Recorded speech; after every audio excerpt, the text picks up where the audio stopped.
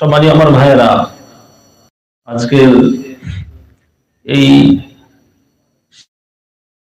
মৌসুমে শীতের সময়ে রাত্রিবেলায় সারাদিন কাজকর্মে মানুষ, আপনারা কেউ হয়তো চাষবাসের কাজের মধ্যে সারাদিন লিপ্ত ছিলেন, কেউ ব্যবসায়ী মানুষ ব্যবসার মধ্যে লিপ্ত ছিলেন, কেউ হয়তো চাকরি বাকরি করেন সেই ডিউটির মধ্যে ছিলেন। তারপরেও সেই কোরআনের মহাব্বতে আল্লাহ তাবারক ওয়া তাআলার কালামের আকর্ষণে আপনারা নিকটবর্তী স্থান থেকে অথবা দূরবর্তী স্থান থেকে ছুটে চলে এসেছেন এই আরামবাগ আমিনিয়া মাদ্রাসার উদ্যোগে আয়োজিত তাফসীরুল কোরআন মাহফিলে। এবং এটা আল্লাহ তাবারক ওয়া তাআলার অশেষ রহমত এবং আল্লাহ তাবারক ওয়া তাআলার অনেক বড় তৌফিক। খুব ভালো করে মনে রাখবেন যে আল্লাহ তাবারক ওয়া তাআলার তৌফিক ছাড়া কিন্তু কোনো ভালো কাজ আমরা করতে পারি না। নামাজ পড়ি, রোজা রাখি, যারা দাড়িটা রেখেছি, আল্লাহ নবীর সুন্নত, টুপি মাথায় রাখি, সুন্নতে লিবাস পড়ি, আল্লাহর জিকির করি, আল্লাহকে স্মরণ করি, কোরআনে মাজিদের তেলাওয়াত করি, এই কোরআনে মাজিদের তাফসীরুল কোরআন মাহফিলে আমরা অংশগ্রহণ করি বা করেছি। এই সমস্ত যে নেক কাজগুলো, এগুলো কিন্তু রব্বুল আলামিন আমাদেরকে তৌফিক দিয়েছেন, আমাদের কোনো হামবড়াই নেই। আল্লাহ তাআলা চাইলে আমাদেরকে রোগগ্রস্ত করে বিছানায় শয্যাশায়ী করে ফেলে রাখতে পারতেন কিনা? আমরা উপস্থিত হতে পারতাম না। আল্লাহ রাব্বুল আলামিন চাইলে আমাদেরকে আমাদের প্রাণগুলোকে হরণ করে দিতে পারতেন, আমরা কবরে শুয়ে থাকতাম। আল্লাহ রাব্বুল আলামিন আমাদেরকে হায়াত দিয়েছেন, সুস্থতা দিয়েছেন, তৌফিক দিয়েছেন। আমরা ছুটে এসেছি সেই কোরআন কারীমের টানে। আল কোরআনুল কারীম, বারবার আমি বলি, আল কোরআনুল কারীম হচ্ছে মধু ভরা বাণী, মাধুর্যে পরিপূর্ণ বাণী, মিষ্টতায় পরিপূর্ণ বাণী। এক ফোঁটা আপনি মধু ফেলে দেবেন, চতুর্দিক থেকে অল্পক্ষণের মধ্যে সেখানে জমা হয়ে যায়। সেই মধুর মধ্যে মিষ্টতা আছে। আপনি একটু তেতো জিনিস ফেলে দেন, সেখানে কিন্তু পিঁপড়ে আসবে না। মধু ফেলে দেন, চিনি গুলে আপনি ফেলে দেন, গুড় ফেলে দেন, সেখানে পিঁপড়ে ছুটে চলে আসবে চতুর্দিক থেকে, দলে দলে পিঁপড়ে চলে আসে। কেন? তার মধ্যে মিষ্টতা আছে, তার মধ্যে স্বাদ আছে। কোরআনে মাজিদ সেই স্বাদময় কিতাব, সেই মিষ্টতায় পরিপূর্ণ কিতাব, সেই মধুতে ভরা বাণী। তো সুতরাং সেই কোরআনে মাজিদ শ্রবণ করার জন্য, কোরআনে মাজিদের ব্যাখ্যা গ্রন্থ, কোরআনে মাজিদের ব্যাখ্যা শোনার জন্য আমরা আজকের এই তাফসীরুল কোরআন মাহফিলে আমরা একত্রিত হয়েছি। আল্লাহ তাবারক ওয়া তাআলা আমাদেরকে তৌফিক দান করেছেন। মক্কার কাফেররা, মুশরিকরা পর্যন্ত সেই কোরআনে মাজিদ শোনার জন্য তারা কিন্তু খুবই আগ্রহের সঙ্গে জনাবে রাসূলুল্লাহ সাল্লাল্লাহু আলাইহি ওয়াসাল্লামের জবানে মুবারক থেকে কোরআনে মাজিদ শোনার জন্য তারা গভীর রাত্রিতে নিজেদের নিদ্রা ত্যাগ করে এবং ঠান্ডার দিনে ঠান্ডাকে পরোয়া না করে তারা কিন্তু সেখানে উপস্থিত হতো এবং কোরআনে মাজিদ তারা শুনত। কাফেররা, মুশরিকরা পর্যন্ত সেই কোরআনে মাজিদের মিষ্টতা, কোরআনে মাজিদের স্বাদ তারা কিন্তু উপলব্ধি করতে পেরেছে। এই জন্য আমার ভাইয়েরা, আজকের এই তাফসীরুল কোরআন মাহফিল, কোরআনে মাজিদ খায়রুল কালামি কালামুল্লাহ, সব থেকে উত্তম বাণী হচ্ছে এই কোরআনে মাজিদ। সেই কোরআনে মাজিদের সূরা আল ইমরান 116 নম্বর আয়াত থেকে আজকের তাফসীর শুরু হচ্ছে। চতুর্থ পারা, চতুর্থ পৃষ্ঠা, সূরা আল ইমরানের 116 নম্বর আয়াত থেকে আজকের তাফসীর শুরু হতে চলেছে। আমার সঙ্গে সঙ্গে 116 নম্বর আয়াতটি আপনারাও পড়বেন ইনশাআল্লাহ। আউযু বিল্লাহি মিনাশ শাইতানির রাজীম বিসমিল্লাহির রাহমানির রাহিম ইন্নাল্লাযীনা কাফারু লান তুগনি আনহুম আমওয়ালুহুম ওয়ালা আওলাদুহুম মিনাল্লাহি শাইআ ওয়া উলাইকা আসহাবুন নারি হুম ফিহা খালিদুন। সূরা আল ইমরান আয়াত নম্বর 116। আল্লাহ রাব্বুল আলামিন বলছেন, কাফেরদের সম্পর্কে বলেছেন আল্লাহ রাব্বুল আলামিন যে যারা কুফরি করে, ঈমান যারা নিয়ে আসে না, আল্লাহ তাবারক ওয়া তাআলাকে যারা মান্যতা দেয় না, যারা কুফরি করে, লান তুগনি আনহুম আমওয়ালুহুম ওয়ালা আওলাদুহুম মিনাল্লাহি শাইআ। যারা কুফরি করে তাদের মাল দৌলত এবং তাদের সন্তানাদি আল্লাহ তাবারক ওয়া তাআলার কাছ থেকে বিন্দু মাত্র বাঁচাতে পারবে না। আল্লাহ তাবারক ওয়া তাআলার পাকড় থেকে, আল্লাহ তাবারক ওয়া তাআলার ধর পাকড় থেকে তাদের মাল, তাদের সন্তান তাদেরকে বাঁচাতে পারবে না। দুনিয়ার বুকে কি হয়? দুনিয়ার বুকে টাকা আছে যার, তার হচ্ছে জোরজার মুলুক তার, তাই তো?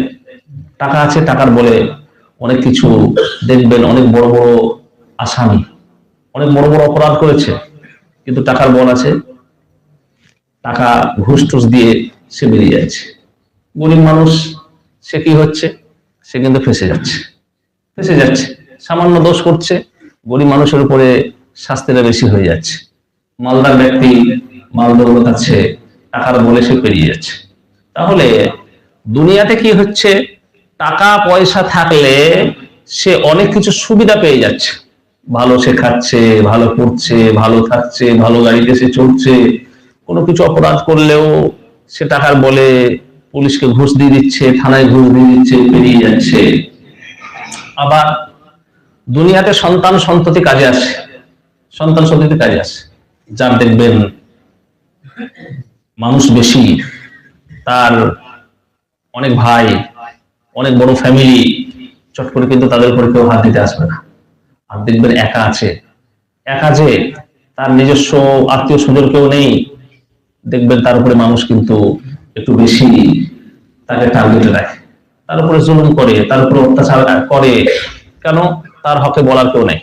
যার একটু অপরাধ বেশি আছে, সংখ্যায় যারা বেশি, একজনের উপরে যদি কিছু কেউ টর্চার করে সবাই ঝাঁপিয়ে পড়বে, তার উপরে মানুষ কিন্তু টর্চার করতে কি করবে? ভয় করবে। সন্তান সন্ততি এবং মাল দৌলত দুনিয়াতে কাজে আসে, কিন্তু আল্লাহ রাব্বুল আলামিনের কিয়ামতের ময়দানে যাদের ঈমান থাকবে না, ঈমান নিয়ে যে আল্লাহ রাব্বুল আলামিনের দরবারে উপস্থিত হতে পারবে না, সে কিন্তু কোনোই এই তার সম্পদ এবং তার সন্তান কোনোই কাজে আসবে না। No wealth, no power, no family support. কোন ফ্যামিলি সাপোর্টে আমাদের ময়দানে থাকবে না। কোন ক্ষমতা, দুনিয়ায় অনেক বড় এমএলএ ছিল, এমপি ছিল, মন্ত্রী ছিল, ব্যারিস্টার ছিল, মিনিস্টার ছিল, অনেক বড় বড় পদের অধিকারী ছিল, অনেক বড় জজ ছিল, দুনিয়াতে অনেক বড় ক্ষমতার অধিকারী ছিল। কিয়ামতের ময়দানে কোনো পাওয়ার চলবে না, কোনো সন্তান সন্ততি কাজে আসবে না, কোনো ফ্যামিলি সাপোর্ট পাওয়া যাবে না। লান তুগনি আনহুম আমওয়ালুহুম ওয়ালা আওলাদুহুম মিনাল্লাহি শাইআ। আল্লাহ তাবারক ওয়া তাআলার ধরপাকড় থেকে এই সমস্ত জিনিস তাদেরকে বাঁচাতে পারবে না। সূরা লাহাব, সূরা লাহাব আম্মা পারা।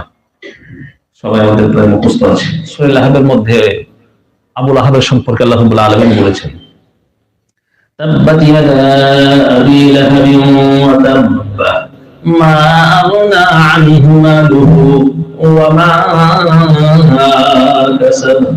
তাব্বাত ইয়াদা আবি লাহাবিন ওয়া তাব্বা, আবু লাহাব জনাব রাসূলুল্লাহ সাল্লাল্লাহু আলাইহি ওয়াসাল্লামের সামনে গুস্তাখি করেছিল, বেয়াদবি করেছিল।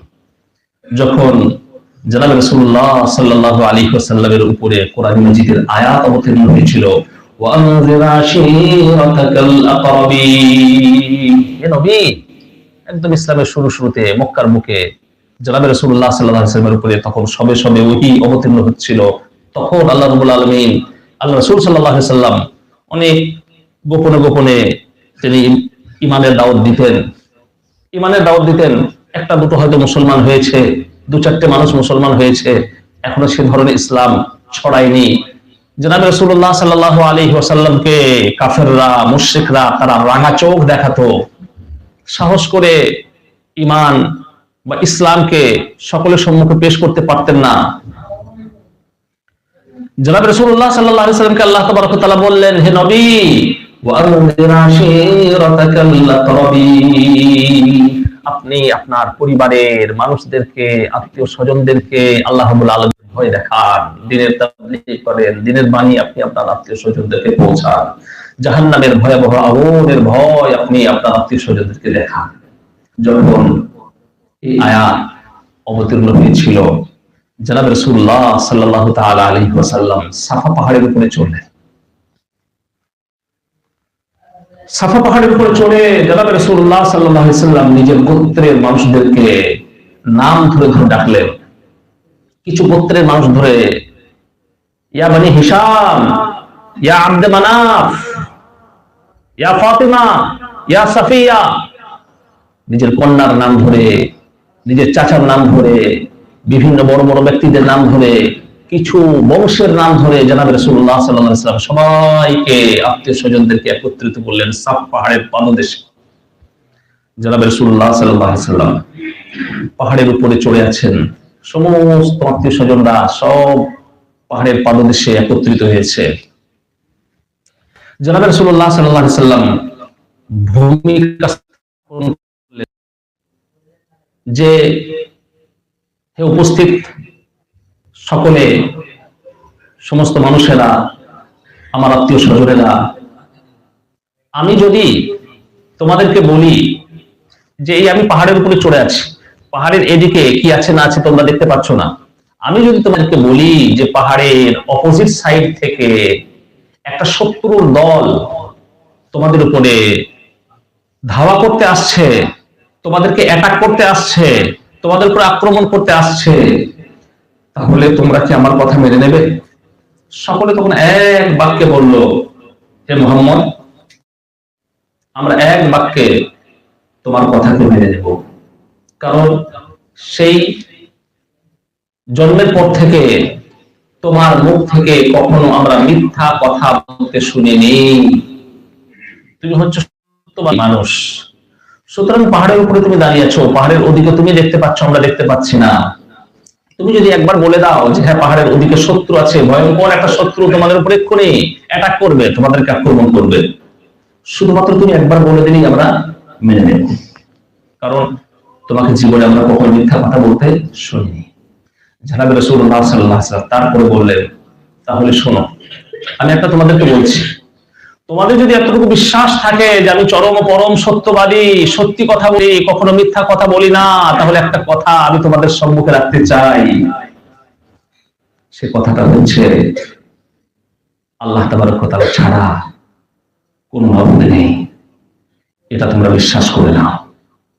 আর একটা কথা তোমরা বিশ্বাস করে নাও, সেটা হচ্ছে আমি মুহাম্মদ আল্লাহ তাবারক ওয়া তাআলার প্রেরিত রাসূল, আমি আল্লাহর রাসূল। এই পেগাম, এই বাণী আমি তোমাদের সম্মুখে রাখছি, তোমরা মেনে নাও। সকলে তখন ক্ষিপ্ত হয়ে গেল, না, এই কথা আমরা মেনে নিতে পারবো না, যা বলবে মেনে নেব, তুমি চরম পরম সত্যবাদী জানি আমরা, কিন্তু এই কথাটা আমরা মেনে নিতে পারবো না, মেনে নিতে পারবো না।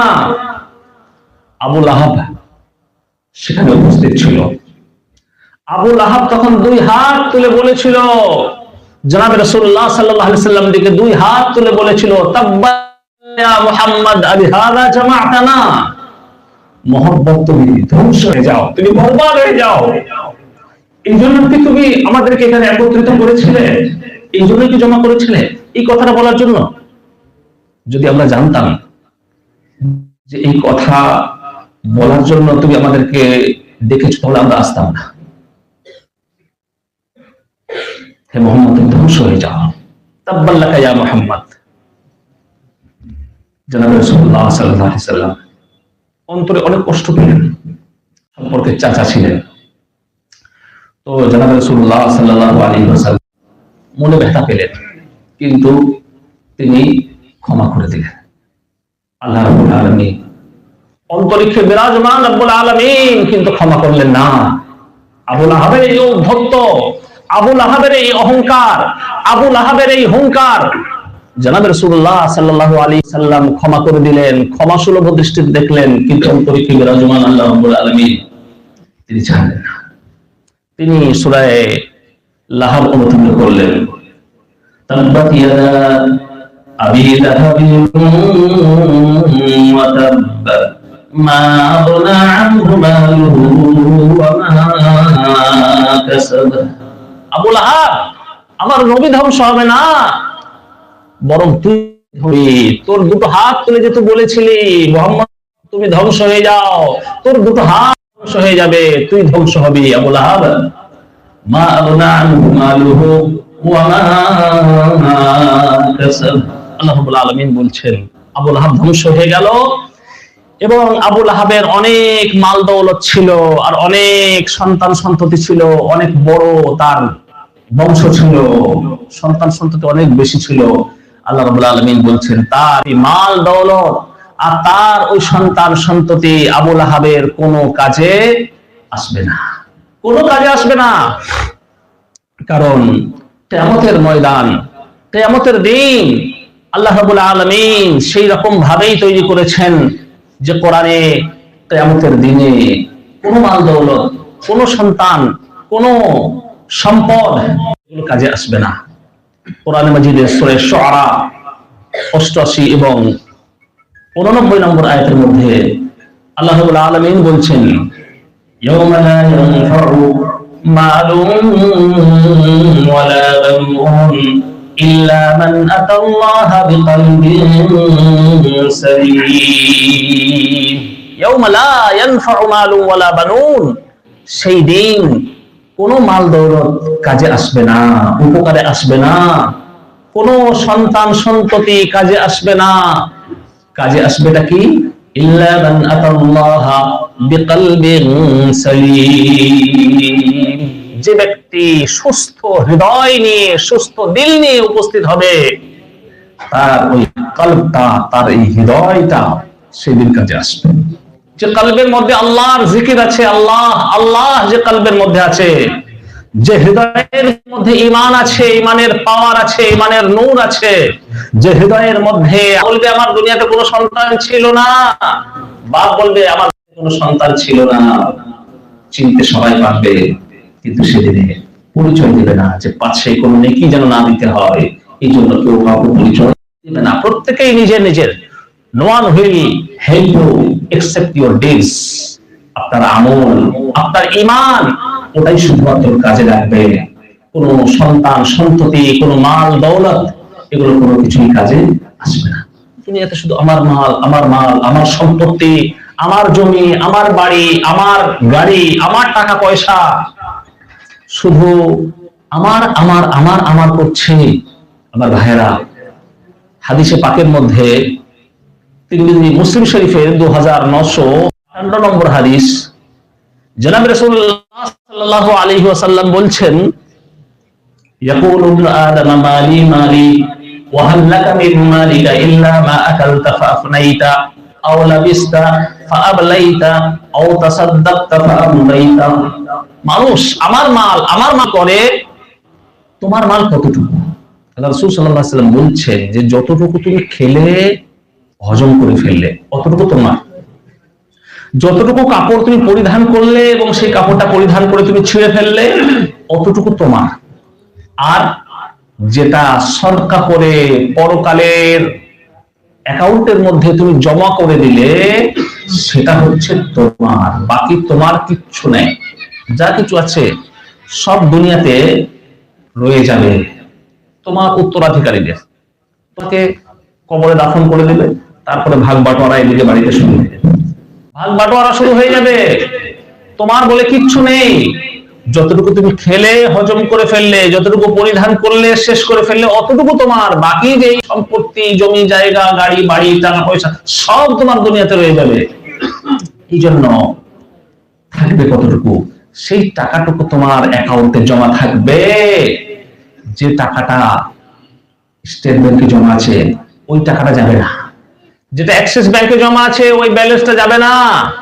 যেটা তুমি সদকা করে দেবে, আল্লাহ তাবারাক ওয়া তাআলার রাস্তায় দেবে, কোন গরিব মানুষকে দিলে, কোন মসজিদে দিলে, কোন মাদ্রাসায় দিলে, কোন এতিম বাচ্চাকে তুমি দিলে, আল্লাহ তাবারাক ওয়া তাআলার রাস্তায় যেটুকু তুমি ব্যয় করবে সেটুকু হচ্ছে তোমার, তোমার অ্যাকাউন্টে জমা থেকে গেল। বাকি সব হচ্ছে তোমার নয়, ওগুলো হচ্ছে তোমার উত্তরাধিকারীদের, তোমার পরবর্তীতে যারা দুনিয়াতে এসেছে তাদের এটা। এই জন্য আল্লাহ তাবারক ওয়া তাআলা বলছেন যে যারা কাফের, ঈমান নিয়ে আসতে পারবে না, ঈমানের দৌলতটুকু নিয়ে সে কিয়ামতের ময়দানে হাজির হতে পারবে না, তার এই মাল দৌলত, টাকা পয়সা এবং তার সন্তান সন্ততি, তার পাওয়ার, তার ক্ষমতা, এগুলো দুনিয়াতে আখিরাতে কোনো কিছুই কাজে আসবে না। তাদের পরিণতিটা কি হবে, তাদের পরিণামটা কি হবে, তাদের ঠিকানাটা কি হবে? রব্বুল আলামিন বলছেন ওয়াউলাইকা আসহাবুন নারি হুম ফিহা খালিদুন, তারা হবে জাহান্নামের অধিবাসী। আসহাবুন নার, তারা হবে জাহান্নামী এবং সেখানে তারা অনন্তকাল যাবত অবস্থান করবে, অনন্তকাল যাবত থাকবে। অনন্তকালের একটা এক্সাম্পল আমি প্রায় দিয়ে থাকি। অনন্তকাল, অযুক্ত অন্ত, সন্ধিযুক্ত হয়েছে, অযুক্ত অন্ত সমান অনন্ত, তাই তো? অন্ত নেই, অন্ত মানে শেষ, অনন্ত মানে যে সময়ের শেষ নেই। একটা ব্যক্তি যে ঈমানটা নিয়ে যেতে পারলো না কিয়ামতের ময়দানে, ঈমানটা নিয়ে সে মৃত্যুবরণ করতে পারলো না, কুফরি অবস্থায় সে মারা গেল, অনন্তকাল যেন জাহান্নামের আগুনের মধ্যে পড়বে। অনন্তকালের এক্সাম্পলটা কি? একটা এক্সাম্পল দেওয়া হয়েছে যে সারা পৃথিবীটাকে তুমি মনে করো যে সমতল, গোটা পৃথিবীটা, গোটা পৃথিবীটা, শুধুমাত্র এই আরামবাগ নয় আর হুগলি জেলা নয়, শুধু পশ্চিমবাংলা নয়, শুধু ভারত নয়, সারা বিশ্ব এবং বিশ্বের আপনার ওই সমুদ্র, জলভাগ, স্থলভাগ সব। আবার জলভাগ বেশি, তাই তো? স্থলভাগটা হচ্ছে দুনিয়াতে কম। এত কোটি কোটি মানুষ আছে, সব স্থলভাগের উপরে, কিন্তু জলভাগে কেউ নেই, স্থলভাগের উপরে আছে। কিন্তু এই জলভাগ আবার কত পার্সেন্ট? 75%, আর স্থলভাগটা 25%। মানে পৃথিবীর 4 ভাগের মধ্যে 3 ভাগ হচ্ছে জল, তাই তো? আর 1 ভাগ স্থল। একজন পোস্ট করেছে, দেখলাম, খুব হাসি লাগলো। পৃথিবীর 1 ভাগ স্থল আর 3 ভাগ জল, আর বাকি 94 ভাগ হচ্ছে টোটো। এখন টোটো খুব বেড়ে গেছে না, টোটো খুব বেড়ে গেছে। তো একজন লিখেছে, পোস্ট করেছে যে পৃথিবীর 1 ভাগ স্থল আর 3 ভাগ জল আর বাকি 96 ভাগ টোটো। যাই হোক, এটা তো একটা মজার কমেন্ট। তো এই যে সারা পৃথিবীটাকে আপনি একটা সমতল ভূমি মনে করবেন, ইমাজিন কিছুক্ষণের জন্য আপনি ধরে নেন যে সারা পৃথিবীটা সমতল ভূমি, কোনো মানুষ নেই সারা পৃথিবীতে, কোনো পাহাড় পর্বত নেই, কোনো নদী নালা, সমুদ্র কোনো কিছু নেই, সারা পৃথিবীটা সমতল ভূমি, কোনো বাড়ি নেই, কোনো ঘর নেই, কোনো গাছপালা নেই, সমগ্র পৃথিবীটা সমতল ভূমিতে পরিণত করে দেওয়া হয়েছে, কিছুক্ষণের জন্য ধরে নেন। এবং সারা পৃথিবীতে সর্ষের দানা ফেলে দেওয়া হয়েছে, সর্ষের দানা। আর সর্ষের দানা শুধুমাত্র 1 বস্তা 2 বস্তা নয়, সারা পৃথিবীতে সর্ষের দানা ছড়িয়ে দেওয়া হয়েছে। আর সেই সর্ষের দানাটা একদম পুরো জমিন থেকে নিয়ে একদম পুরো আসমান পর্যন্ত শুধু সর্ষের দানা। যদি বলেন তাহলে এত সর্ষে পাওয়া গেল কোথা থেকে, ওটা পাওয়া যাওয়ার ব্যাপার আলাদা, এটা ধরে নেওয়া হচ্ছে সাপোজ। তো সারা পৃথিবীতে আপনার একদম পুরো জমিন থেকে নিয়ে আসমান পর্যন্ত শুধু সর্ষের দানা। একটা পায়রা আপনার ওই সর্ষের দানা খেতে ভালো, একটা পায়রা উড়ে এসছে, একটা সর্ষের দানা নিয়ে উড়ে চলে গেছে। 1 কোটি বছর পরে পায়রাটা এসছে, আবার একটা দানা নিয়ে উড়ে চলে গেছে। একটার বেশি দুটো নেয়নি, একটা দানা উড়ে চলে গেছে। আবার আফটার 1 কোটি বছর পরে আবার এসছে পায়রাটা, একটা অনলি ওয়ান দানা, একটা দানা নিয়ে চলে গেছে। এরকম ভাবে প্রতি 1 কোটি বছর পরে পরে শুধু একটা করে দানা সে নিয়ে যাচ্ছে। এখন বলেন তো, এই যে সারা পৃথিবী জুড়ে একদম আসমান পর্যন্ত ঢের লাগিয়ে দেওয়া হয়েছে সর্ষের দানা, এই সর্ষের দানাগুলো শেষ হবে? কি বলছেন আপনারা? সর্ষের দানা শেষ হবে? হবে শেষ? কেউ বলছেন হবে, কেউ বলছেন হবে না। সর্ষের দানা শেষ হবে না, কে কে বলছেন হাত তুলেন দেখি একটু। দেখেন, 1টা 2টো 3টে 4টে 5টা 6টা 7টা ভাই প্রতি তাফসীরুল কোরআন মাহফিলে শরীক হন আলহামদুলিল্লাহ। আচ্ছা, সর্ষের দানা শেষ হয়ে যাবে, কে কে বলছেন? সংখ্যাটা বেশি। আমার কথা হচ্ছে যে সর্ষের দানাটা শেষ হয়ে যাবে। সর্ষের দানা শেষ হতে বহু সময় লাগবে, কিন্তু সেই দানাও একদিন না একদিন শেষ হবে, একদিন না একদিন। কিন্তু কিয়ামতের দিন শেষ হবে না। ওই সর্ষের দানা কোটি কোটি, ক্যালকুলেশন আসবে না, কোটি কোটি কোটি কোটি কোটি কোটি কোটি কোটি বছর পরে একদিন না একদিন শেষ হবে, যেহেতু একটা নির্ধারিত জায়গায় আছে, একটা নির্দিষ্ট সংখ্যায় আছে। সে যতই আপনার বেশি সংখ্যা হোক না কেন, একটা নির্ধারিত সংখ্যায় আছে, একটা নির্ধারিত জায়গায় আছে। সেই সর্ষের দানাও একদিন না একদিন শেষ হবে, কিন্তু কিয়ামতের দিন শেষ হবে না। অনন্তকালের এক্সাম্পল, অনন্তকাল, ওই কালের কোনো অন্ত নেই। একবার একটু চোখটা বন্ধ করে একটু ভাববেন যে আল্লাহ যদি ইমানটুকু না নিয়ে যেতে পারি, আল্লাহ হেফাজত করুন সকলকে। যদি ইমানটুকু না নিয়ে যেতে পারি, কুফরি অবস্থায় যদি মৃত্যুটা হয়ে যায়, ওই অনন্তকালের জাহান্নামের আগুনের মধ্যে জ্বলতে হবে। তো এই জন্য আল্লাহ তাবারক ওয়া তাআলার কাছে খাতমা বিল খায়রের দোয়া বেশি বেশি পরিমাণে করা দরকার। হে আল্লাহ, যতটুকু ঈমান আমলের সঙ্গে আমরা বেঁচে আছি, মৃত্যুটা যেন ঈমানের হালতে হয়। মৃত্যু যদি ঈমানের হালতে না হয়, তাহলে কিন্তু জীবনের সব আমলগুলো বেকার। তো এই জন্য আল্লাহ তাবারক ওয়া তাআলা বলছেন, উলাইকা আসহাবুন নারি হুম ফিহা খালিদুন। এই কাফেররা যারা ঈমান নিয়ে আখিরাতে উপস্থিত হতে পারেনি, তারা হচ্ছে আসহাবুন নার, তারা হচ্ছে জাহান্নামী, এবং সেই জাহান্নামের মধ্যে তারা অনন্তকাল যাবত অবস্থান করবে। জাহান্নামের মধ্যে অনন্তকাল যাবত অবস্থান করবে। জাহান্নামের আগুন কতটা তীব্র, জাহান্নামের আগুন হাদিসে পাকের মধ্যে এসেছে, জুজউম মিন 70 জুজআম মিনান নার। জাহান্নামের যে আগুনের উত্তাপ পৃথিবীর আগুনের থেকে 70 গুণ বেশি উত্তপ্ত, 70 গুণ বেশি উত্তপ্ত। জাহান্নামের আগুন থেকে কাউকে যদি বের করে দুনিয়ার আগুনে ফেলে দেওয়া হয়, এত সে আরাম পাবে, আরামে তার ঘুম চলে আসবে, আরামে ঘুম চলে আসবে। জাহান্নামের আগুন এত তীব্র, এত তীব্র, এত উত্তপ্ত যে জাহান্নামের আগুন থেকে বের করে কোন জাহান্নামীকে যদি দুনিয়ার আগুনে ফেলে দেওয়া হয়, সেটা ফুল বাগান বলে মনে করবে, আরামে ঘুম চলে আসবে, এত উত্তপ্ত আগুন। সেই আগুন জাহান্নামের সম্পর্কে আল্লাহ রাব্বুল আলামিন বলেছেন, ওয়াকুদুহান নাস ওয়াল হিজারা। আল্লাহ রাব্বুল আলামিন বলছেন যে কু আনফুসাকুম ওয়া আহলিকুম নারা ওয়াকুদুহান নাস ওয়াল হিজারা, সূরা আত-তাহরীম 6 নম্বর আয়াত। আল্লাহ রাব্বুল আলামিন বলছেন যে এই যে জাহান্নাম, এই জাহান্নামকে আল্লাহ তাবারক ওয়া তাআলা পরিপূর্ণ করবেন। এর জাহান্নামের জ্বালানি কি হবে?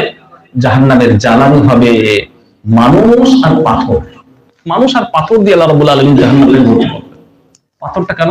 মানুষ তো বোঝা যাচ্ছে যারা কাফের হবে, মুশরিক হবে, তাদেরকে রাব্বুল আলামিন জাহান্নামের আগুনের মধ্যে নিক্ষেপ করবেন। কিন্তু পাথর, এটাকে কেন নিক্ষেপ করা হচ্ছে? আসলে মুফাসসিরগণ লিখেছেন যে এখানে যেটা আল্লাহ রাব্বুল আলামিন পাথর বলেছেন, আল হিজারা, পাথর। পাথর দিয়ে রব্বুল আলামিন জাহান্নামের আগুনকে ভর্তি করবেন, মানুষ আর পাথর। এই পাথরগুলো হচ্ছে নরমালি পাথর নয়, এই পাথরগুলো হচ্ছে সেই পাথর যে পাথরগুলোর মানুষ পূজা করত। ওই পাথর দিয়ে, ওই মাটি দিয়ে, ওই কাদা দিয়ে মূর্তি তৈরি করত। দুর্গা ঠাকুর আর কালী ঠাকুর আর সরস্বতী ঠাকুর আর অমুক দেব, অমুক দেবী, অমুক আপনার মাবুদ। জামানে জাহিলিয়াতে মক্কার বুকেও ছিল। জনাবে রাসূলুল্লাহ সাল্লাল্লাহু আলাইহি ওয়াসাল্লাম যখন মক্কা বিজয় করলেন, কাবা শরীফটাকে জয় করলেন, কাবা শরীফের ভিতরে 360টা মূর্তি রাখা ছিল, 360টা মূর্তি। তো এই জন্য যে সমস্ত পাথরগুলো দিয়ে, যে সমস্ত কাদামাটিগুলো দিয়ে তারা ওই মূর্তি তৈরি করত, ভগবান তৈরি করত, আর তাদের সম্মুখে সেজদা করত, ওই সমস্ত পাথরগুলোকে রব্বুল আলামিন জাহান্নামের আগুনের মধ্যে নিক্ষেপ করবেন, এটা দেখানোর জন্য যে দেখো তোমরা যাদেরকে মাবুদ বলে মানতে, তোমাদের মাবুদ গুলো আর জাহান্নামের আগুনের মধ্যে জ্বলছে।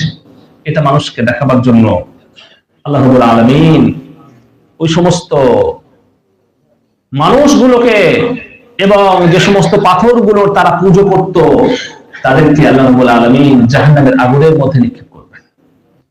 কোরআন মাজিদের মধ্যে সূরা কাফ 31 থেকে 32 নম্বর আয়াতের মধ্যে আল্লাহ রাব্বুল আলামিন বলছেন, ইয়াওমা নাকুলু লিজাহান্নামা হাল ইমতালাতি ওয়া তাকুলু হাল মিন মাজিদ। জাহান্নামে যখন আল্লাহ রাব্বুল আলামিন জাহান্নামীদেরকে জাহান্নামের মধ্যে নিক্ষেপ করবেন, আল্লাহ রাব্বুল আলামিন জাহান্নামকে জিজ্ঞাসা করবেন, হালিম তালাতি, তোর পেট ভরেছে জাহান্নাম? জাহান্নাম বলবে, হাল মিন মাজিদ, হে আল্লাহ আমার এখন পেট ভরেনি, আমাকে আরো দাও। আরো কিছু জাহান্নামীদের ফয়সালা হবে, তাদেরকে আল্লাহ রাব্বুল আলামিন জাহান্নামের মধ্যে নিক্ষেপ করে দেবেন। জিজ্ঞাসা করবেন, হালিম তালাতি, জাহান্নাম তোর পেট ভরেছে? জাহান্নাম বলবে, হাল মিন মাজিদ, আল্লাহ এখন পেট ভরেনি, আরো দাও। আরো কিছু জাহান্নামীর ফয়সালা করে দেওয়া হবে, জাহান্নামীদেরকে ওই জাহান্নামের মধ্যে নিক্ষেপ করার পরে রব্বুল আলামিন জিজ্ঞাসা করবেন, হালিম তালাতি, পেট ভরেছে জাহান্নাম তোর? বলবে, না আল্লাহ, পেট এখনো ভরেনি, হাল মিন মাজিদ, আরো দাও, আরো দাও। পাথরগুলোকে রব্বুল আলামিন জাহান্নামের মধ্যে নিক্ষেপ করবেন। রব্বুল আলামিন জিজ্ঞাসা করবেন, হালিম তালাতি, জাহান্নাম তোর পেট ভরেছে? জাহান্নাম বলবে, হাল মিন মাজিদ, রব্বুল আলামিন এখনো আমার পেট ভরেনি, আরো দাও, আরো দাও, আরো চাই, আমার পেট ভরেনি এখন। হাদিসে পাকের মধ্যে আসছে, মুসলিম শরীফের 4848 নম্বর হাদিস এবং মুসলিম শরীফের 2848 নম্বর হাদিস।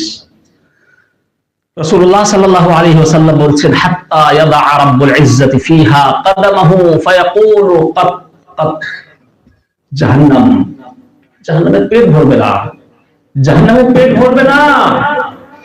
সমস্ত জাহান্নামে যাওয়ার উপযুক্ত যত মানুষ ছিল, যত জিন ছিল, সবাইকে নিক্ষেপ করবেন, যত পাথর দেওয়ার ছিল সবগুলোকে দেবেন, তারপরেও জাহান্নামে যখন পেট ভরবে না, আর জাহান্নাম বলবে, হে আল্লাহ আরো চাই, আরো চাই, তখন আল্লাহ রাব্বুল আলামিন নিজের কুদরতি পা জাহান্নামের পেটের উপরে রাখবেন, চাপ দেবেন, জাহান্নামকে খাত খাত, ইয়া রাব্বি, বাস বাস, আল্লাহ আমার পেট ভরে গেছে, আমার পেট ভরে গেছে। আল্লাহ রাব্বুল আলামিনের পা কেমন হবে, ওই পা কেমন করে জাহান্নামের পেটটা কেমন হবে, কেমন ভাবে রাখবেন, এগুলো আমাদের অজানা। হাদিস কোরআনে এর কোনো ব্যাখ্যা নেই, এর উপর ঈমান আনতে হবে আমাদেরকে। এগুলোকে বলা হয় মুতাশাবিহাত। এগুলোর কি স্বরূপ, এর বাস্তব রূপটা কি, এগুলোর পিছনে আমাদেরকে পড়া নিষিদ্ধ, এবং এগুলো হচ্ছে আল্লাহ রাব্বুল আলামিন ভালো জানেন। তো সুতরাং সেই জাহান্নামীদের কাফের মানুষ, কাফের ব্যক্তি যারা, তাদের রব্বুল আলামিন ঠিকানা বলেছেন, উলাইকা আসহাবুন নারি হুম ফিহা খালিদুন। مثل ما ينفقون في هذه الحياة الدنيا كمثل ريح فيها سر أصابت حرث قوم ظلموا أنفسهم فأهلكته وما ظلمهم الله ولكن أنفسهم يظلمون। আল্লাহ তাবারক ওয়া তাআলা ওই সমস্ত কাফের মুশরিকরা তারা যে সমস্ত ভালো কাজগুলো দুনিয়ার বুকে করে, সেই ভালো কাজগুলোর পরিণামটা কি হবে, তার কোনো প্রতিদান পাবে কি পাবে না, সেটা এখানে ব্যাখ্যা করেছে। কাফেররা যারা হয়, যারা আল্লাহ তাবারক ওয়া তাআলার অমান্যকারী হয়, তারা কি দুনিয়াতে কোনো ভালো কাজই করে না? করে না? করে, অনেক ভালো কাজ করে, অনেক ভালো কাজ করে। দেখা যাচ্ছে যে কাফের, একজন কাফের ব্যক্তি, সে আল্লাহকে মানে না, কিন্তু কোনো গরিব মানুষকে দেখে সহৃদয় হয়ে তাকে দিল। একটা গরিব মানুষ, বাড়ি ছিল না, 1 লাখ টাকা নাও, যাও বাড়ি করো। কোনো বিধবা মহিলা, তাকে কিছু টাকা দিল, তার হেল্প করলো, সাহায্য করলো। কোনো জীবজন্তু, তার সঙ্গে ভালো ব্যবহার করলো। আরো অন্য কোনো মানুষের সঙ্গে ভালো ব্যবহার করলো, মানুষের সঙ্গে সে হয়তো মিষ্টি মিষ্টি কথা বললো। এই সমস্ত যে ভালো কাজগুলো, সে ভালো কাজগুলো করে। আবার অনেক দেখবেন নন মুসলিম আছে, তারা মসজিদ মাদ্রাসাতেও পয়সা দেয়, দেয় না? দেয়।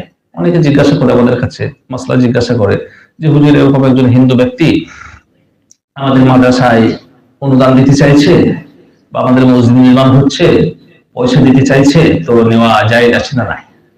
তাদেরকে মাসলা এটাই বলা হয় যে দেখো, হিন্দু ব্যক্তি যদি স্বেচ্ছায় দেয়, ভালো করে মাসলাটা জেনে রাখবেন, যে কোনো হিন্দু ব্যক্তি, নন মুসলিম ব্যক্তি যদি স্বেচ্ছায় পয়সা দেয়, স্বেচ্ছায় মানে তার মানে হচ্ছে তাকে তাশকিল করা হয়নি, তুমি দাও এই কথাটা তাকে বলা হয়নি, স্বেচ্ছায় সে দিচ্ছে, নিজের ইচ্ছায় দিচ্ছে। 1 নম্বর শর্ত হচ্ছে স্বেচ্ছায় দিতে হবে, তাকে যেন না বলা হয়। 2 নম্বর শর্ত হচ্ছে যে কোনো ধরনের ফিতনার আশঙ্কা যেন না থাকে। পরবর্তীতে দেখা যাচ্ছে যে মসজিদে পয়সা দিচ্ছে, এরকম আশঙ্কা আছে যে পরবর্তীতে ওরা মসজিদের মধ্যে হস্তক্ষেপ করতে পারে। তো এই ধরনের যদি আশঙ্কা থাকে, তাহলে কিন্তু নেওয়া চলবে না। যদি স্বেচ্ছায় দেয় 1 নম্বর শর্ত, 2 নম্বর শর্ত হচ্ছে পরবর্তীতে কোনো ধরনের ফিতনার আশঙ্কা না থাকে, এই দুটো শর্তের সঙ্গে নেওয়া জায়েজ আছে। মসজিদে হোক বা মাদ্রাসায় হোক নেওয়া জায়েজ আছে। তবে খুব ভালো করে মনে রাখবেন যে বর্তমান যে পরিস্থিতি, এই পরিস্থিতিতে নেওয়া থেকে বিরত থাকাটাই হচ্ছে ভালো। কারণ আমাদের হকের পয়সা আমাদের, সেই পয়সার তৈরি মসজিদ ভেঙে চুরমার করে দিচ্ছে। 1992 সালের 6 ডিসেম্বর, তাই তো? আজকে 7 ডিসেম্বর গেল, গতকাল 6 ডিসেম্বর বাবরি মসজিদ শাহাদাতের দিবস। আবার ওই বাবরি মসজিদ আবার গতকাল কোথায়? মুর্শিদাবাদের বেলডাঙ্গায় হুমায়ুন কবির আপনার স্থাপন করেছে বাবরি মসজিদ। যাই হোক, আলহামদুলিল্লাহ, যাই করেছেন, আল্লাহ তাবারক ওয়া তাআলা বান্দাকে দিয়ে আল্লাহ তাবারক ওয়া তাআলা কাজ নিচ্ছেন। তো এই যে বর্তমান জামানা হিসাবে কোন নন মুসলিমের কাছ থেকে আমরা মসজিদের পয়সা নেবো, আমরা মাদ্রাসার পয়সা দেব, আমরা মুসলমান এতই কি দুর্বল হয়ে গেছি, এতই কি কাঙ্গাল হয়ে গেছি যে ওদের কাছে হাত পাততে হবে? ওদের পয়সা নিয়ে আমরা ধর্মীয় প্রতিষ্ঠান আমরা তৈরি করব, আর সেই প্রতিষ্ঠানের মধ্যে আমরা আল্লাহ তাবারক ওয়া তাআলার ইবাদত করব? এটা আমাদের মুসলমানদের জন্য বর্তমান পরিস্থিতি হিসাবে জায়েজ আছে যদি স্বেচ্ছায় দেয় এবং ফিতনা আশঙ্কা না থাকে, জায়েজ আছে, ঠিক আছে, কিন্তু বিরত থাকাটা হচ্ছে উত্তম। এটাও মুফতি আলী কেরামরা বলেছেন। তো আল্লাহ রাব্বুল আলামিন যে সমস্ত কাফেররা তারা কোনো ভালো কাজ করে, ভালো রাস্তায় তারা খরচা করে, সেই খরচাগুলোর কি প্রতিদান পাবে কি পাবে না, সেই বিষয়ে আল্লাহ রাব্বুল আলামিন এখানে ব্যাখ্যা দিচ্ছেন যে মাসালু মা ইউনফিকুনা ফি হাযিহিল হায়াতিদ দুনিয়া, এই পার্থিব জীবনে ওই সমস্ত কাফেররা যে সমস্ত খরচাগুলো করে, কামাসালি রিহিন ফিহা সিররুন আসাবাত হারসা কওমিন যালামু আনফুসাহুম ফাআহলাকাতহু ওয়া মা যালামাহুমুল্লাহু ওয়ালাকিন আনফুসাহুম ইয়াযলিমুন। আল্লাহ তাবারক ওয়া তাআলা বলছেন যে এর এক্সাম্পল হচ্ছে, এর দৃষ্টান্ত হচ্ছে, এর উদাহরণ হচ্ছে যে একটা ব্যক্তি সে চাষ করেছে আপনার একটা জমিতে, সে ধান ছিটিয়ে আপনার চাষ করেছে, ধান গাছ লাগিয়েছে, ধান হয়েছে, ফসল খুব সুন্দর। এবারে ধান কাটবে, এমন সময়ে হঠাৎ করে শিলাবৃষ্টি চলে এসছে, খুব ঠান্ডা হাওয়া, ঝড়, আপনার কালবৈশাখী ঝড় বা অন্য কোনো ঝড়, আর প্রচন্ড পরিমাণে শিলাবৃষ্টি, আর ওই ধানগুলো সব আপনার শেষ হয়ে গেছে। এখন ওই যে চাষিটা চাষ করেছিল, একদম পুরো আশার আলো যে ধান কাটবো আর ধান বাড়িতে আসবে, অনেক কিছু ঋণ দানা করে সে চাষটা করেছিল, এখন হঠাৎ করে শিলাবৃষ্টি এসে ধানগুলো সব শেষ হয়ে গেছে। তাহলে তার কোনো ফায়দা হলো? কোনো ফায়দা হলো? আল্লাহ রাব্বুল আলামিন কাফেরদের যে সদকাগুলো, কাফেরদের যে অনুদানগুলো, ওগুলোর দৃষ্টান্ত দিচ্ছেন ঠিক ওই রকম। দেখতে খুব ভালো লাগছে, কিন্তু পরিণাম কিছুই নেই। বাহ্যিক ভাবে দেখা যাচ্ছে যে হ্যাঁ অনেক এই বিধবাকে দিল, ওই গরিব মানুষকে দিল, ওই গরিব মানুষের হেল্প করলো, এই শিক্ষা দীক্ষার কাজে ব্যবহার করলো, এই সমস্ত আপনার ভালো ভালো কাজ করছে, দেখে মনে হচ্ছে সে আল্লাহ তাবারক ওয়া তাআলা অনেক সন্তুষ্টি অর্জন করছে, কিন্তু না, আল্লাহ রাব্বুল আলামিনের এটা হচ্ছে রুলস, আল্লাহ রাব্বুল আলামিনের এটা হচ্ছে বিধান যে দুনিয়াতে যে কোনো নেক আমল, যে কোনো ভালো কাজ তখনই কাজে আসবে যখন তার মধ্যে ঈমান থাকবে।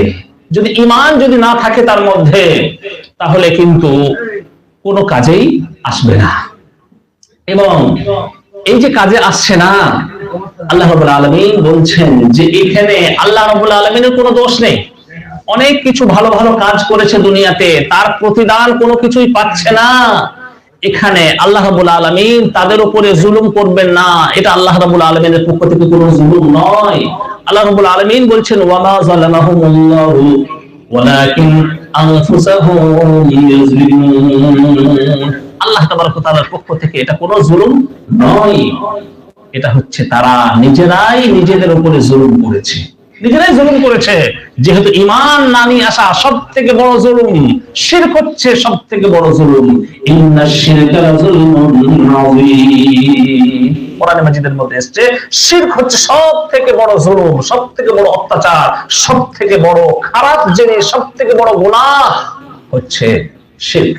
আল্লাহ তাবারক ওয়া তাআলার সঙ্গে কাউকে শরীক করা, আল্লাহ রাব্বুল আলামিনের ইবাদতকে ছেড়ে দিয়ে রব্বুল আলামিনের সামনে ছেড়ে দিয়ে, যে রব্বুল আলামিন সৃষ্টিকর্তা, যে রব্বুল আলামিন আমাদের মালিক, যে রব্বুল আলামিন সমগ্র বিশ্ব ব্রহ্মাণ্ডকে সৃষ্টি করলেন, যে রব্বুল আলামিন নিয়ামতে নিয়ামতে আমাদের জীবনটাকে ভরালেন, সেই রব্বুল আলামিনকে ছেড়ে দিয়ে গায়রুল্লাহর সামনে যে মাথা নত করে, শিরক যে করে, এই শিরকের গুনাহকে রব্বুল আলামিন ক্ষমা করবেন না। ইন্নাশ শিরকা লাযুলমুন আযীম।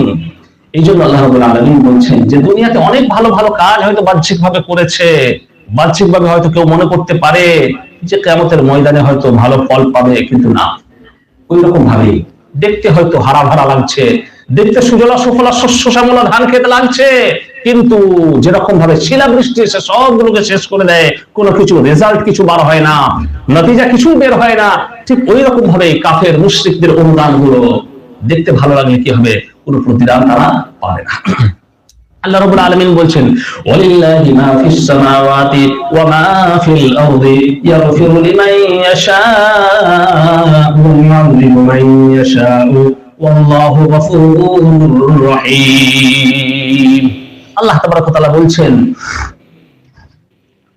যে আল্লাহ রাব্বুল আলামিন তারই মালিকানাধীন আসমানের মধ্যে যা কিছু আছে এবং জমিনের মধ্যে যা কিছু আছে সবগুলো হচ্ছে আল্লাহ রাব্বুল আলামিনের মালিকানাধীন।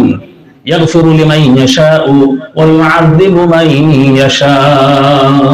আল্লাহ তাবারক ওয়া তাআলা যাকে চান তাকে ক্ষমা করে দেন, আর যাকে চান তাকে আল্লাহ রাব্বুল আলামিন আযাব দেন। ইয়াগফিরু লিমান ইয়াশাউ ওয়া ইউ'আযিবু মান ইয়াশাউ। আল্লাহ তাবারক ওয়া তাআলা যাকে চান তাকে আযাব দেন, আর যাকে চান তাকে মাগফিরাত করে দেন। সমস্ত কিছু আল্লাহ রাব্বুল আলামিনের, সমগ্র নভমণ্ডল, সমগ্র ভূমণ্ডল, সবকিছু আল্লাহ রাব্বুল আলামিন সৃষ্টি করেছেন। সবকিছুর একছত্র মালিক হচ্ছেন কে? বলেন চিৎকার করে, কে? আল্লাহ। সবকিছুর মালিক হচ্ছেন আল্লাহ রাব্বুল আলামিন। আমার যে বাড়ি, আমার বাড়ির মালিক কে? কে? আমি যে আমার বাড়ির মালিক, এটা কিন্তু আসল মালিক নই আমি। আসল মালিকটা কে? আল্লাহ রাব্বুল আলামিন। আল্লাহ রাব্বুল আলামিন। আমার একটা জমি আছে, 1 বিঘে জমি, আমি নিজের পয়সা উপার্জিত পয়সায় কিনেছি, ওই জমির মালিক আমি, কিন্তু ওটা বাহ্যিক মালিক, হাকিকি মালিক আমি নই। ওই জমির মালিকটা কে? আল্লাহ। সবকিছুর মালিক হচ্ছেন আল্লাহ। আসমান, জমিন, নক্ষত্র, সূর্য, তারকারাজি, নভমণ্ডল, ভূমণ্ডল তথা যা কিছু আছে সমস্ত কিছুর মালিক হচ্ছেন আল্লাহ তাবারক ওয়া তাআলা। সেই আল্লাহ তাবারক ওয়া তাআলা সবকিছু আল্লাহ তাবারক ওয়া তাআলার মালিকানাধীন, এবং সবকিছুকে আল্লাহ রাব্বুল আলামিন তিনি কন্ট্রোল করছেন। Everything belongs to Allah, nothing belongs to us. আমাদের কোনো কিছু আয়ত্তে নেই, আমাদের মালিকানাধীন কোনো কিছুই নেই, সবকিছুর মালিক হচ্ছেন আল্লাহ। তো সুতরাং সেই আল্লাহ তাবারক ওয়া তাআলা বলছেন যে ইয়াগফিরু লিমান ইয়াশা, আল্লাহ তাআলা যাকে চান তাকে ক্ষমা করে দিতে পারেন, আর যাকে চান তাকে আযাব দিতে পারেন। অনেক সময় দেখা যায় যে অনেক কঠিন গুনাহগার ব্যক্তি অনেক গুনাহ করেছে, জীবনে অনেক গুনাহ করেছে, কিন্তু আল্লাহ রাব্বুল আলামিন গফুর রহিম, তিনি তাকে ক্ষমা করে দিতে পারেন না? পারেন না? বলেন। অনেক বড় সমুদ্র সম গুনাহ করেছে, সমুদ্রের ফেনা পরিমাণ সে গুনাহ করেছে, কিন্তু আল্লাহ তাবারক ওয়া তাআলা সমুদ্রের ফেনা পরিমাণ গুনাহ করার পরেও রব্বুল আলামিন তাকে ক্ষমা করে দিতে পারেন এবং করেন রব্বুল আলামিন। আবার দেখা যাচ্ছে যে ছোট্ট একটা গুনাহের জন্য, একটা অপরাধের জন্য রব্বুল আলামিন তাকে সবথেকে কঠোর তাকে শাস্তি দান করেন। ইবলিস একটাই মাত্র সিজদাকে অমান্য করেছিল, একটা সিজদা, অনেক সে ইবাদত করেছিল, ওই রকম সিজদা তো আমরা কত অহরহ ছেড়ে দিচ্ছি, কত নামাজ, দিনে 5 ওয়াক্তের নামাজ, আর প্রত্যেকটা নামাজে কয়েকবার করে সিজদা রয়েছে, ওই রকম সিজদা আমরা কত শত শত হাজার হাজার সিজদা ছেড়ে দিচ্ছি। কিন্তু ইবলিস মাত্র একটা সিজদা ছেড়েছিল, সেই একটা সিজদা ছাড়ার জন্য কিয়ামত পর্যন্তর জন্য সে অভিশপ্ত হয়ে গেছে, সে হবে জাহান্নামী। কিন্তু আল্লাহ রাব্বুল আলামিন দেখা যাচ্ছে যে অনেক গুনাহগার ব্যক্তি একটু মাত্র রব্বুল আলামিনের দরবারে গভীর রাত্রিতে, রাত্রির অন্ধকারে যখন সবাই ঘুমিয়ে আছে, সে উঠেছে, ঠান্ডা পানিতে শীতের দিনে ওযুটা করেছে, 2 রাকাত নামাজ সে পড়েছে, তারপরে রব্বুল আলামিনের দরবারে দুটো হাত তুলে হাও হাও করে কান্নাকাটি করছে, রব, হে আমার রব, হে আমার মাওলা, অনেক গুনাহ করেছি, সারা জীবনটা গুনাহে ভরিয়েছি, রব্বুল আলামিন যতই গুনাহ করি না কেন আমার গুনাহ থেকে তোমার রহমত হচ্ছে বেশি, তুমি আমাকে ক্ষমা করে দিও। আল্লাহ রাব্বুল আলামিন তার জীবনের সব গুনাহগুলোকে ক্ষমা করার জন্য প্রস্তুত আছে, সব গুনাহগুলোকে ক্ষমা করে দিবেন। আত্তাইবু মিনাজ যামবি কামান লা যামবা লাহু, যে ব্যক্তি কোনো গুনাহ থেকে তওবা করে সে এমন হয়ে যায় যেন সে গুনাহ করেইনি। সূরাতুল আরাফের 156 নম্বর আয়াতে আল্লাহ রাব্বুল আলামিন বলছেন, ওয়া রাহমাতি ওয়াসিআত কুল্লা শাই, আল্লাহ তাবারক ওয়া তাআলার রহমত সমস্ত জিনিসের উপরে ছেয়ে আছে। শুধুমাত্র আল্লাহ তাবারক ওয়া তাআলা কি চান? তওবাকে চান। আল্লাহ রাব্বুল আলামিন এটা চান না যে বান্দা একদম যেন গুনাহ না করে, এটা চান না। খুব ভালো করে মনে রাখবেন, ফেরেশতারা গুনাহ করে নাকি? বলেন, ফেরেশতারা গুনাহ করে? মাসুম কিন্তু ফেরেশতারা সবাই মাসুম, তারা গুনাহ করেন না, করতে পারবেনও না। গুনাহ করার যে পাওয়ার, গুনাহ করার যে ক্ষমতা, সেই ক্ষমতাটা আল্লাহ রাব্বুল আলামিন ফেরেশতাদেরকে দেননি। কিন্তু মানুষকে আল্লাহ তাআলা গুনাহ করার পাওয়ার দিয়েছেন। শুধু পাওয়ার দেওয়া নয়, সমস্ত মানুষকে আল্লাহ রাব্বুল আলামিন সমস্ত মানুষকে দিয়ে গুনাহ করান। শুধুমাত্র আম্বিয়াগণ, নবীগণ মাসুম, নিষ্পাপ, কোনো গুনাহ করেননি, কোনো নবী কোনো গুনাহ করেননি, নবীগণ শুধুমাত্র নিষ্পাপ, বাকি সমস্ত মানুষ হচ্ছে পাপিষ্ঠ। এবং আল্লাহ তাবারক ওয়া তাআলা এটা চান যে কোন মানুষ গুনাহ করুক, কিন্তু গুনাহ করার পরে যখন বান্দা, আল্লাহ চান যে বান্দা আমার কাছে তওবা করুক, একটু কান্নাকাটি করুক। আল্লাহ তাবারক ওয়া তাআলা যে গফুর রহিম, আল্লাহ তাবারক ওয়া তাআলা গফুর রহিম, আল্লাহু গফুর রহিম, যে আল্লাহ তাবারক ওয়া তাআলা বলেছেন। আল্লাহ গফুর কখন হবে? বলেন, আল্লাহ গফুর মানে হচ্ছে মাগফিরাতকারী, ক্ষমাশীল। আল্লাহ রাব্বুল আলামিন ক্ষমাশীল কখন হবে? বান্দা যখন গুনাহ করবে তবেই তো আল্লাহ তাবারক ওয়া তাআলা ক্ষমাশীল হবেন। সাপোজ ধরে নেন যে সমস্ত মানুষ, বিশ্বের সমস্ত মানুষ গুনাহ করা ছেড়ে দিল, সব মানুষ গুনাহ করা ছেড়ে দিল, তাহলে আল্লাহ তাবারক ওয়া তাআলার ক্ষমা হবে? আল্লাহ তাবারক ওয়া তাআলা ক্ষমাশীল, গফুর যেটা, ক্ষমাশীল যেটা, সে ক্ষমাশীল তো আল্লাহ তাবারক ওয়া তাআলা থাকবেন না তখন। কিন্তু আল্লাহ তাবারক ওয়া তাআলা ক্ষমা করতে বড় ভালোবাসে।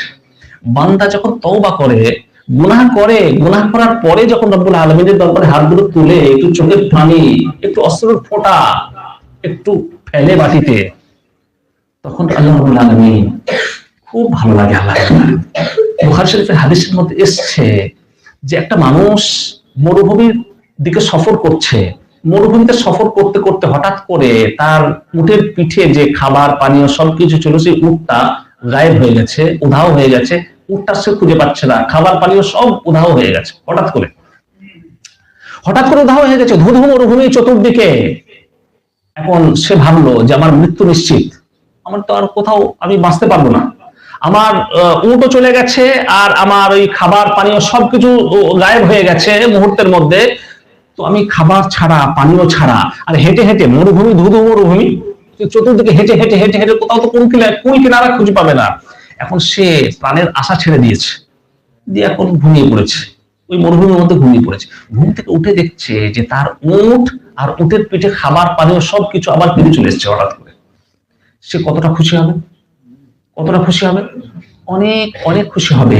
প্রাণের আশা সে ছেড়ে দিয়েছিল, সে ভেবেছিল আমার মৃত্যু নিশ্চিত। প্রাণের আশা ছেড়ে দেওয়ার পরে নতুন করে যেন সে প্রাণ ফিরে পেল, অনেক অনেক অনেক পরিমাণে সে খুশি হবে। রব্বুল আলামিন আল্লাহ সুবহানাহু ওয়া তাআলা ওই বান্দার থেকেও বেশি খুশি হন তখন যখন বান্দা গুনাহ করার পরে রব্বুল আলামিনের কাছে তওবা করে। তওবা করলে আল্লাহ রাব্বুল আলামিন খুশি হন। সহিহ মুসলিম শরীফে 2749 নম্বর হাদিসের মধ্যে জনাব রাসূলুল্লাহ সাল্লাল্লাহু আলাইহি ওয়াসাল্লাম বলছেন যে লাউলাম তুযনিবু লা যাহাবাল্লাহু বিকাম ওয়ালা জাআ বিকাওমিন ইউযনিবুনা ফায়াস্তাগফিরুনাল্লাহ ফায়াগফিরু লাহুম।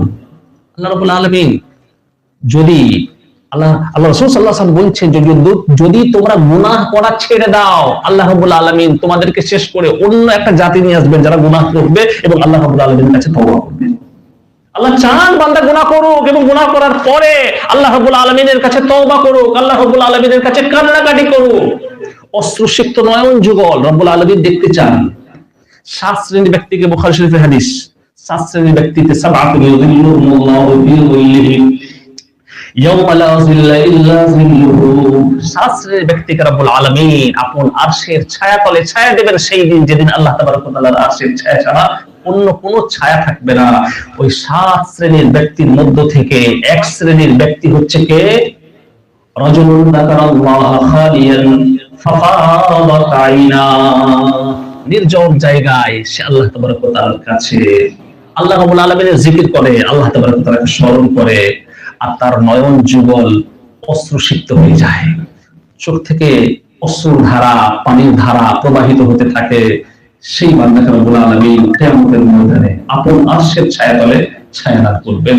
তো এই জন্য আল্লাহ তাবারক ওয়া তাআলা তওবাকে অনেক বেশি পরিমাণে পছন্দ করেন এবং সমুদ্রের ফেনা পরিমাণ গুনাহ যদি থাকে সমস্ত গুনাহগুলোকে মুহূর্তের মধ্যে আল্লাহ রাব্বুল আলামিন ধুয়ে মুছে সব সাফ করে দিবেন। ইন্নাল্লাহা ইয়াগফিরুয যুনুবা জামিআ, সূরা জুমার আয়াত নম্বর 53। আল্লাহ রাব্বুল আলামিন বলছেন যে আল্লাহ রাব্বুল আলামিন সমস্ত গুনাহগুলোকে ক্ষমা করে দেবেন, সব গুনাহগুলোকে, যত গুনাহই করো না কেন আল্লাহ তাবারক ওয়া তাআলার দরবার থেকে কেউ কখনো নিরাশ হয় না। আল্লাহ তাবারক ওয়া তাআলার রহমত হচ্ছে তার গুনাহ থেকেও অনেক অনেক বেশি। বুখারী শরীফের হাদিসের মধ্যে, বুখারী শরীফের 7404 নম্বর হাদিস, হাদিসে কুদসি, আল্লাহ তাবারক ওয়া তাআলা বলছেন রহমতি সাবাকাত গযবি। আল্লাহ তাবারক ওয়া তাআলার রহমতও আছে। আল্লাহ তাবারক ওয়া তাআলা যেরকম ভাবে রহমানুর রহিম, সেই রকম ভাবে আল্লাহ রাব্বুল আলামিনের গজব আছে, গুসা আছে, আল্লাহ তাবারক ওয়া তাআলার রাগ আছে, আল্লাহ তাবারক ওয়া তাআলা কাহার, আল্লাহ তাবারক ওয়া তাআলা জব্বার, আল্লাহ তাবারক ওয়া তাআলা মহাপরাক্রমশালী। যেরকম ভাবে আল্লাহ তাবারক ওয়া তাআলা আযাব দেনে वाला, সেই রকম ভাবে আল্লাহ তাবারক ওয়া তাআলা রহমত বর্ষণ করনে वाला। কিন্তু একদিকে হচ্ছে আল্লাহর রাগ, আল্লাহর ক্রোধ, আর একদিকে হচ্ছে আল্লাহ তাবারক ওয়া তাআলার দয়া, আল্লাহ তাবারক ওয়া তাআলার রহমত। দুটো জিনিসই আল্লাহ তাবারক ওয়া তাআলার সঙ্গে বিরাজ করছে। একটা হচ্ছে আল্লাহ তাবারক ওয়া তাআলার ক্রোধ, আল্লাহ তাবারক ওয়া তাআলার রাগ, সেই ক্রোধের জন্য, সেই রাগের জন্য কাফের মুশরিককে তিনি জাহান্নামে দেবেন।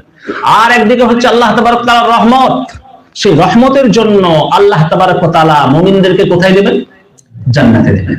জান্নাত হচ্ছে আল্লাহ তাবারক ওয়া তাআলার রহমতের ফসল, আর আল্লাহ তাবারক ওয়া তাআলার ক্রোধের ফসল হচ্ছে জাহান্নাম।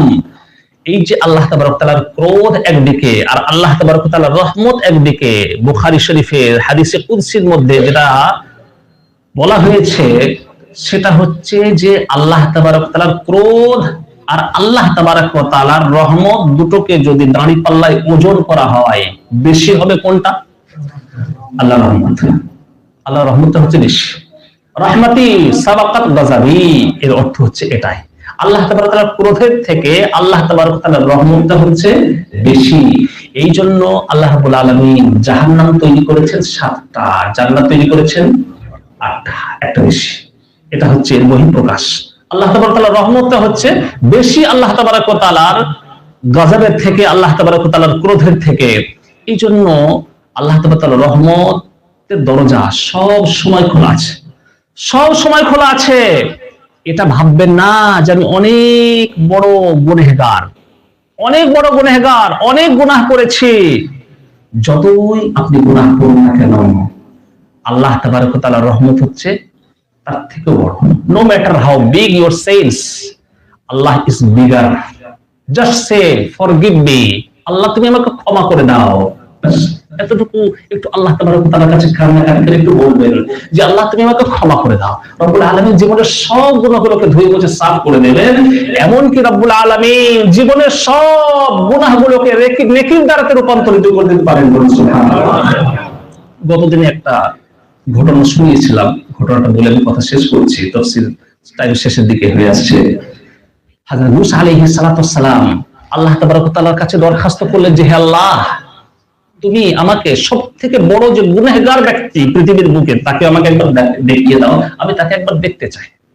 আল্লাহ রাব্বুল আলামিন মূসাকে বললেন, মূসা অমুক জায়গায় চলে যাও, আমার সবথেকে বড় যে গুনাহগার পাপিষ্ঠ বান্দা, ওই বান্দা আছে ওখানে, দেখে এসো। হযরত মূসা আলাইহিস সালাম গেছেন, দেখে এলেন সবথেকে বড় পাপিষ্ঠ ব্যক্তিকে, ফিরে চলে এলেন। তারপরে কিছুদিন পরে হযরত মূসা আলাইহিস সালাম আল্লাহ তাবারক তাআলার কাছে দোয়া করলেন যে হে আল্লাহ, রুয়ে জমিনের মধ্যে ভূপৃষ্ঠের বুকে তোমার সব থেকে বড় যে নেক বান্দা, তাকেও একবার আমার দেখতে ইচ্ছা হচ্ছে, আমি একবার তাকেও দেখতে চাই। আল্লাহ তাবারক তাআলা মূসাকে বললেন যে মূসা, বেশ ঠিক আছে, তুই আমার সব থেকে বড় নেক বান্দাকে দেখতে চাও, অমুক জায়গায় চলে যাও, সেখানে আমার সব থেকে বড় যে নেক বান্দা সে সেখানে রয়েছে। আর মূসা আলাইহিস সালাম গেলেন সেই জায়গাতে। যাওয়ার পরে হযরত মূসা আলাইহিস সালাম অবাক আশ্চর্যান্বিত হলেন। গতদিনে যে বান্দাকে দেখেছিলেন আজও সেই বান্দা। ক্যালকুলেশনটা বুঝে এলো না, হিসাবটা হযরত মূসা আলাইহিস সালাম বুঝে এলো না।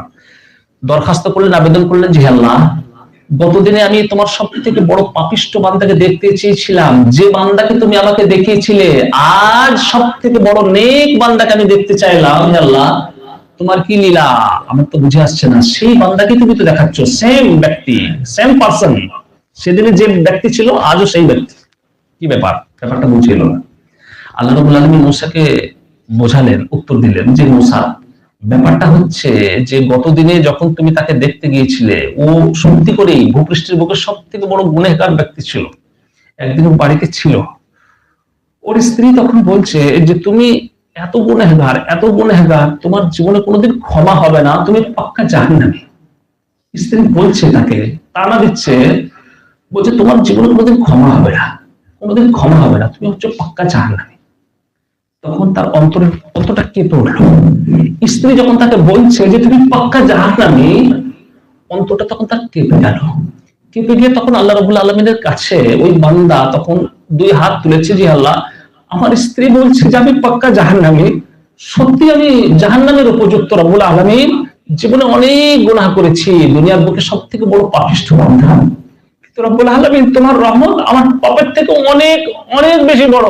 তোমার রহমতের সাগর, আপনার অনেক বড় সাগর, তোমার রহমতের সাগর, আমার গুনাহ থেকে তোমার রহমত অনেক বেশি। রব্বুল আলামিন, তুমি আমার জীবনের সব গুনাহগুলোকে নেকির দ্বারাতে রূপান্তরিত করে দাও।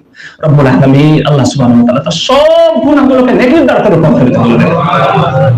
মুসা, ওই বান্দা সব থেকে বড় না পাপিষ্ঠ বান্দা ছিল, কিন্তু আমার কাছে সে তওবা করেছে, আমার কাছে সে কান্নাকাটি করেছে, আমার কাছে ইস্তেগফার করেছে, আমি ওর জীবনের সব গুনাহগুলোকে নেকিতে ডাইভার্ট করে দিয়েছি।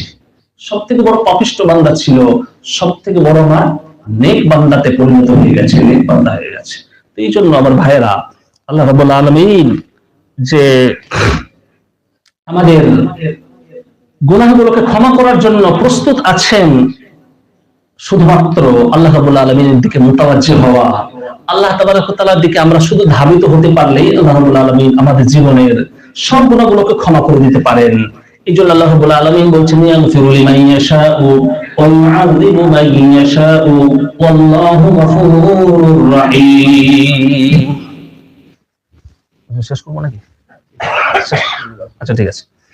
তো এইজন্য আল্লাহ রাব্বুল আলামিন বলছেন যে ইয়াগফিরু লিমান ইয়াশা ওয়া ইউআযিবু মান ইয়াশা, যাকে চান আল্লাহ রাব্বুল আলামিন তাকে আযাব দেন, আর যাকে চান তাকে ক্ষমা করে দিতে পারেন। আল্লাহ তাবারক ওয়া তাআলা হচ্ছেন গফুর এবং আল্লাহ তাবারক ওয়া তাআলা হচ্ছেন রাহিম। ইয়া আইয়ুহাল্লাযীনা আমানু লা তা'কুলুর রিবা আযআফান মুযাআফা ওয়াত্তাকুল্লাহা লাআল্লাকুম তুফলিহুন। পরবর্তী আয়াতের মধ্যে আল্লাহ রাব্বুল আলামিন বলছেন যে হে মুমিন বান্দারা, তোমরা সুদ খেও না, সুদ খেও না। আল্লাহ রাব্বুল আলামিন সুদ খেতে নিষেধ করছেন যে তোমরা টাকা দেবে, কাউকে ধার দিলে, টাকা দিলে, কর্জ দিলে, ধার দিলে, এবং তারপরে যখন তার কাছে পরিশোধ চাইছো তখন বেশি করে তার কাছ থেকে টাকাটা ফেরত দিচ্ছ, এটা সুদ খাওয়া হচ্ছে, রিবা। এটা হচ্ছে আল্লাহ রাব্বুল আলামিন হারাম করেছেন। সুদকে আল্লাহ রাব্বুল আলামিন হারাম করেছেন। সূরাতুল বাকারার 275 নম্বর আয়াতের মধ্যে আল্লাহ রাব্বুল আলামিন বলেছেন, ওয়া আহাল্লাল্লাহুল বাইআ ওয়া হাররামার রিবা। কেনা বেচাকে আল্লাহ রাব্বুল আলামিন হালাল করেছেন, আর সুদকে আল্লাহ তাবারক ওয়া তাআলা হারাম করেছেন। ওয়া আহাল্লাল্লাহুল বাইআ ওয়া হাররামার রিবা। একবার দরুদ শরীফ পড়ে নিই। আল্লাহুম্মা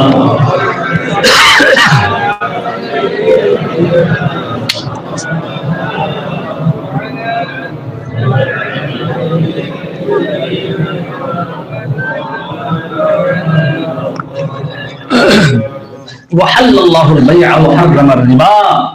আল্লাহ তাবারক ওয়া তাআলা ব্যয়কে, কেনা বেচাকে হালাল করেছেন এবং রিবা, সুদকে আল্লাহ রাব্বুল আলামিন হারাম বলে ঘোষণা করেছেন। তো হাদিসে পাকের মধ্যে এসছে যে লাআনা রাসূলুল্লাহ আকিলার রিবা ওয়া মুকিলাহু ওয়া কাতিবাহু ওয়া শাহিদাইহি ওয়া ক্বালুম সাওয়াউন। তিরমিজি শরীফের 1206 নম্বর হাদিস। সুদ দাতা, সুদ গ্রহীতা, সুদের লেখক, সুদের সাক্ষী সকলের উপরে জনাবে রাসূলুল্লাহ সাল্লাল্লাহু আলাইহি ওয়াসাল্লাম লানত করেছেন, অভিশাপ করেছেন। সুদের সঙ্গে জড়িত যে কোনো মানুষ সে হচ্ছে অভিশপ্ত। আজকাল খুব কঠিন জামানা চলছে।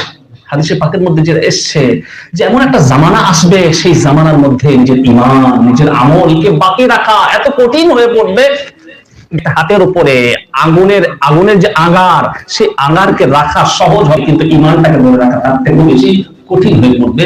সুদ এত বেশি পরিমাণ আম হয়ে গেছে, এত বেশি পরিমাণ আম হয়ে গেছে যে সেই সুদ থেকে বাঁচা খুবই কঠিন। কিন্তু আল্লাহ রাব্বুল আলামিন যাদেরকে তৌফিক দেন, যাদের অন্তরের মধ্যে আল্লাহ তাবারক ওয়া তাআলার খৌফ, আল্লাহ তাবারক ওয়া তাআলার ভয় রয়েছে, তাদের জন্য মান্য করা অনেক সহজ। আল্লাহ রাব্বুল আলামিন আমাদের সকলকে এই কোরআন মাজিদের নির্দেশাবলীর উপরে আমল করার তৌফিক দান করুন।